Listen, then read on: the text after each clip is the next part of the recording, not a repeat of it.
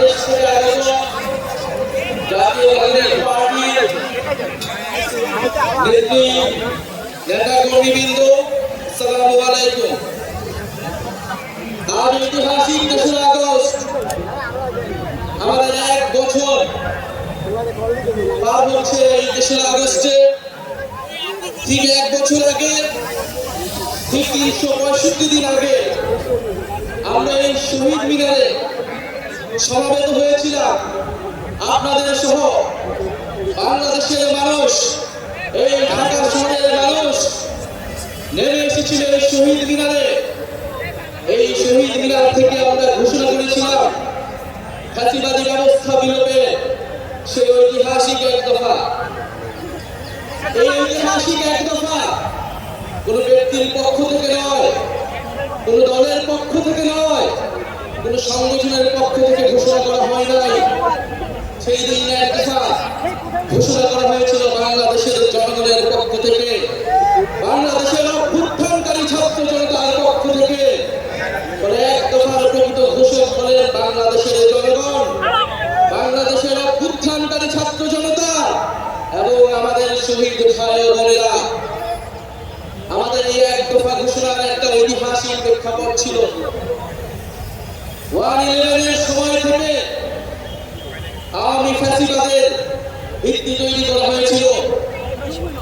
১৫-১৬ বছর বাংলাদেশে কোনো গণতন্ত্র ছিল না, ভোটাধিকার ছিল না, গুম খুন নির্যাতন, মানবাধিকার হনন হয়েছে, গণহত্যা হয়েছে। সর্বশেষ কোটা সংস্কার আন্দোলন ২০২৪-এ শিক্ষার্থীদের ন্যায্য আন্দোলনে সন্ত্রাসী ফ্যাসিস্ট পুলিশ বাহিনী নির্মমভাবে চালিয়ে আমাদের ভাই বোনদেরকে শহীদ করেছিল। আপনারা এই ইতিহাস সবই জানেন, আমি পুনরাবৃত্তি করব না। আজকে বাংলাদেশের জনগণ আর মেনে নিতে পারে নাই। বাংলাদেশের ছাত্ররা ৯ দফা ঘোষণা করেছিল, কিন্তু আমরা দেখেছি এই ৯ দফা এই ফ্যাসিস্ট সরকারের পক্ষে বাস্তবায়ন করা সম্ভব নয়, কারণ এই ফ্যাসিস্ট সরকারের খুনের দায় ছিল। ফলে বাংলাদেশের জনগণ নিজে দায়িত্ব নিয়ে নিয়েছিল। দায়িত্ব নিয়ে তারা ১ দফা ঘোষণা করেছিল ফ্যাসিবাদী অবস্থার বিলোপ এবং নতুন রাজনৈতিক বন্দোবস্ত। আমরা দায়িত্ব এবং দলের রাজনীতির ঘোষণা দিয়েছিলাম।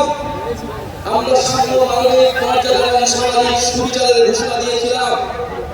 আমরা বলেছিলাম আমরা এমন একটা রাজনৈতিক বন্দোবস্ত প্রতিষ্ঠা করব যেখানে স্বৈরতন্ত্র আর কখনোই ফিরে আসতে পারবে না, যেখানে ফ্যাসিবাদ আর কখনোই ফিরে আসতে পারবে না।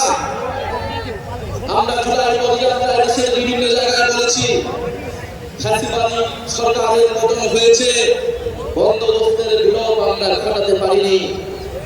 আজকে ১ বছর পরে এসে আমরা আমাদের সেই সীমাবদ্ধতার কথা, আমাদের ব্যর্থতার কথাও আপনাদেরকে বলতে এসেছি। আমরা পারিনি সেই পুরনো সংবিধানকে বাতিল করে একটি নতুন সংবিধান তৈরি করতে।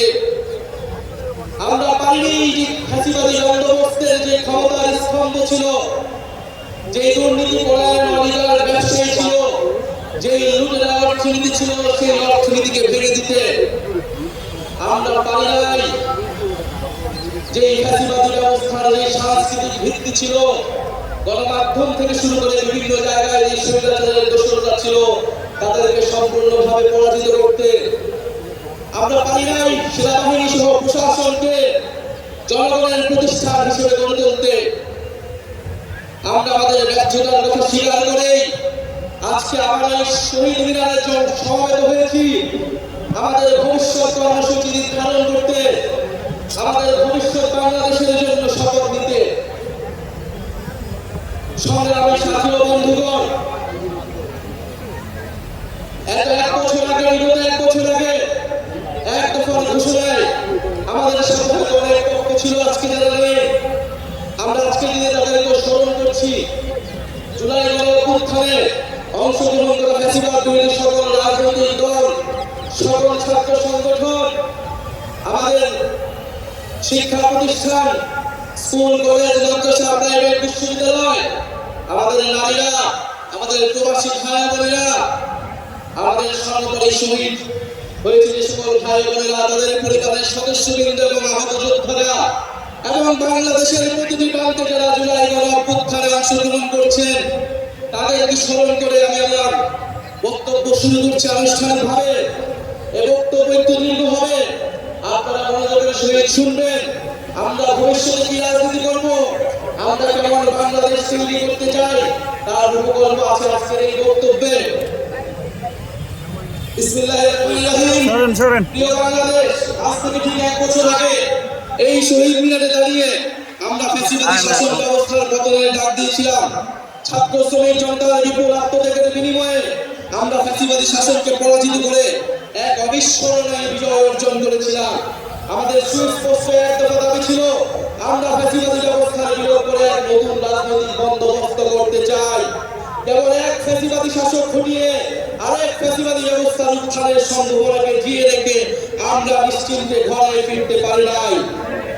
বরং রাষ্ট্র সমাজে দীর্ঘদিনের জেগে বসে এই ফ্যাসিবাদী ব্যবস্থা সমূল উৎপাদনে আপনাদের তীব্র আকাঙ্ক্ষা বাস্তবায়নের দায়িত্ব কাঁধে তুলে নিতে গত 28শে ফেব্রুয়ারি আমরা আপনাদের ছাত্র শ্রমিক জনতা রাজনৈতিক দল জাতীয় নাগরিক পার্টি এনসিপি গঠন করেছি। গত 1 বছরে আপনারা লক্ষ্য করেছেন যে রাষ্ট্রের মৌলিক ও কাঠামোগত সংস্কারে বিভিন্ন শক্তিশালী পক্ষের বিরোধিতার মুখেও এনসিপি আপনাদের পক্ষ থেকে মৌলিক সংস্কারের পক্ষে সুদৃঢ় অবস্থান নিয়েছে। আমরা বিশ্বাস করি এই মৌলিক সংস্কারগুলো পুরোপুরি বাস্তবায়ন ছাড়া ফ্যাসিবাদী কাঠামো ভেঙে ফেলা আমাদের পক্ষে সম্ভব হবে না। প্রিয় বাংলাদেশ, হাজার বছরের ঐতিহাসিক পরিক্রমায়